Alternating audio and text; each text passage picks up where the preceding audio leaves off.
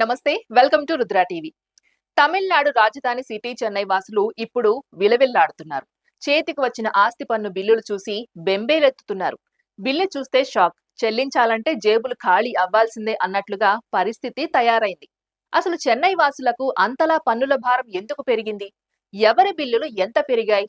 ఇంత భారీగా పన్నులు పెంచడానికి కారణమేంటి? ఇప్పుడు ఇదే చెన్నైలో హాట్ టాపిక్ గా మారింది. చెన్నై కార్పొరేషన్ ఇంటింటికి పంపిణీ చేసిన కొత్త ఆస్తి పన్ను బిల్లులు నగరవాసులకు కంటిపై కునుకు లేకుండా చేస్తున్నాయి.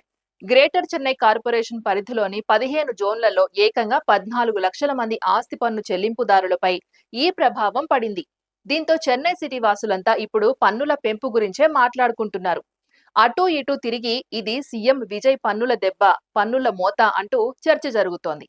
గ్రేటర్ చెన్నై కార్పొరేషన్ పరిధిలో గత ఆర్థిక సంవత్సరం మొదటి అర్ధభాగంతో పోలిస్తే ప్రాపర్టీ ట్యాక్స్ 3 నుంచి 4 రెట్లు పెరిగిందని పలువురు వినియోగదారులు ఆరోపిస్తున్నారు. సవరించిన డిమాండ్ ప్రకారం తమపై భారీగా పన్ను భారం పడిందని వాపోతున్నారు.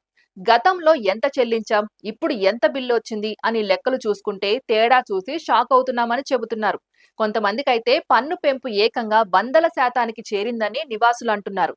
అన్నానగర్ కు చెందిన రాధికా సుందర్ రాజ్ పరిస్థితి కూడా ఇలాగే ఉంది. 2025-26 ఆర్థిక సంవత్సరం మొదటి అర్ధభాగంలో తన ఆస్తి పన్ను 5,000 రూపాయలు మాత్రమే ఉండేదని, ఇప్పుడు అదే పన్ను ఏకంగా 28,000 రూపాయలకు పెరిగిందని ఆమె తెలిపారు. అంటే గతంలో ఉన్న మొత్తంతో పోలిస్తే ఇప్పుడు భారీగా పెరిగిందన్నమాట. ముందస్తు సమాచారం లేకుండా ఇంత భారీగా పన్ను పెంచటం అన్యాయమని ఆమె ఆవేదన వ్యక్తం చేశారు. ఇదే ప్రశ్న ఇప్పుడు చాలా మంది చెన్నై వాసుల నుంచి కూడా వస్తోంది. అసలు ఒక్కసారిగా బిల్లులు ఎందుకు పెరిగాయి? కార్పొరేషన్ మాత్రం దీనికి కారణం ఉందని చెబుతోంది. కార్పొరేషన్ అధికారుల ప్రకారం 2018లో స్వీయ ప్రకటన సమయంలో దాదాపు 1,50,000 మంది గృహ యజమానులు తమ భూమి అంచనాలకు సంబంధించి తేడాలు ఉన్నట్లు ప్రకటించారు. అంటే పన్ను లెక్కించేటప్పుడు ఇచ్చిన వివరాలు వాస్తవంగా ఉన్న విస్తీర్ణంలో తేడాలు ఉన్నట్లు గుర్తించారు.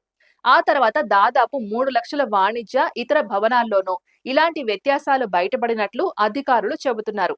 అయితే కరోనా సమయంలో ఈ పన్ను సవరణ ప్రక్రియను నిలిపివేశారు.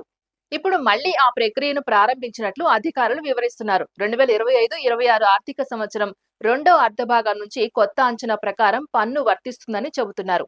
ఇక్కడ మరో కీలకమైన విషయం కూడా ఉంది. 2024లో ప్రైవేట్ ఏజెన్సీ ద్వారా డ్రోన్ ఆధారిత జిఐఎస్ సర్వే నిర్వహించారు.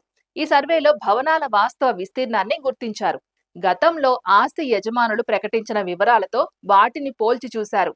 ఈ క్రమంలో చాలా భవనాలకు సంబంధించి వాస్తవ విస్తీర్ణం, పన్ను కోసం ప్రకటించిన వివరాల మధ్య తేడాలు ఉన్నట్లు గుర్తించినట్లు అధికారులు తెలిపారు. ఆ వివరాల ఆధారంగానే ఇప్పుడు పన్ను సవరణలు చేస్తున్నారు. ప్రస్తుతం ప్రధానంగా వాణిజ్య భవనాలపై దృష్టి పెట్టారు. దాదాపు 16,000 కమర్షియల్ బిల్డింగ్స్ పై రీఅసెస్మెంట్ జరుగుతోంది. అంటే గతంలో ఉన్న పన్ను అంచనాను మళ్లీ పరిశీలించి భవనం వాస్తవ విస్తీర్ణం, వినియోగం తదితర అంశాల ఆధారంగా కొత్తగా పన్ను లెక్కిస్తున్నారు. ఈ ప్రక్రియ కేవలం వాణిజ్య భవనాలకే పరిమితం కాదని అధికారులు చెబుతున్నారు. తర్వాత దశలో ఇళ్లకు కూడా ఈ రీఅసెస్మెంట్ విస్తరించనున్నట్లు స్పష్టం చేశారు. ఇదే ఇప్పుడు ఇళ్ల యజమానుల్లో మరింత ఆందోళనకు కారణమవుతోంది. ఎందుకంటే కమర్షియల్ బిల్డింగ్స్ తర్వాత ఇళ్లకు కూడా ఇదే తరహాలో పన్ను సవరణ జరిగితే తమపై ఎంత భారం పడుతుందోనని పలువురు ఆందోళన చెందుతున్నారు. మరోవైపు హౌస్ ఓనర్స్ అసోసియేషన్లు మాత్రం ఈ ఆకస్మిక పన్ను పెంపును తీవ్రంగా వ్యతిరేకిస్తున్నాయి. ఈ నిర్ణయం తక్కువ ఆదాయం ఉన్న కుటుంబాలపై తీవ్ర ప్రభావం చూపుతుందని చెన్నై వాసులు అంటున్నారు. చిన్న పరిశ్రమలు, చిన్న వ్యాపారాలు నిర్వహించే వారిపైన అదనపు భారం పడుతుందని ఆందోళన వ్యక్తం చేస్తున్నారు. ప్రజలపై నేరుగా ఆర్థిక భారం పడే ఇలాంటి నిర్ణయాలను కౌన్సిల్లో చర్చించకుండా అమలు చేయడం సరికాదని అంటున్నారు.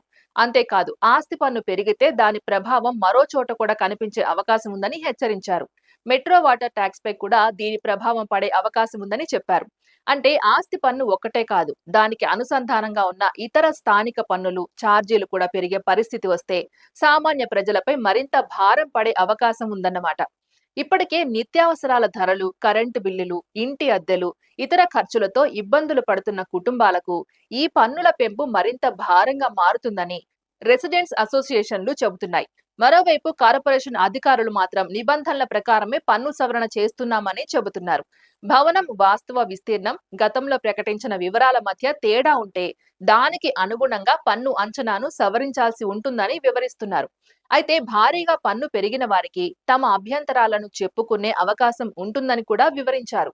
దీంతో ఇప్పుడు చెన్నై వాసుల ప్రధాన డిమాండ్ ఒక్కటే, పన్ను సవరణ చేయడం తప్పు కాదని, కానీ ఒక్కసారిగా భారీగా పెంచకుండా ప్రజలకు స్పష్టమైన సమాచారం ఇవ్వాలని, పాత బిల్లు కొత్త బిల్లు మధ్య తేడాను వివరించాలని కోరుతున్నారు.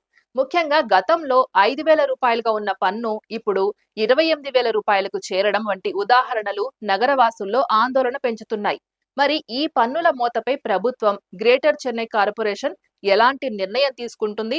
భారీగా పెరిగిన బిల్లులపై ప్రజలకు ఊరటను కల్పిస్తారా, లేక రీఅసెస్మెంట్ ప్రక్రియను యథావిధిగా కొనసాగిస్తారా అన్నది ఇప్పుడు ఆసక్తికరంగా మారింది.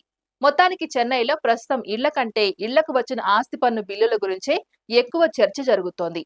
ఇది ఇవాల్టి అప్డేట్. మరో అప్డేట్ తో మళ్ళీ కలుద్దాం. అంతవరకు చూస్తూనే ఉండండి రుద్రా టీవీ.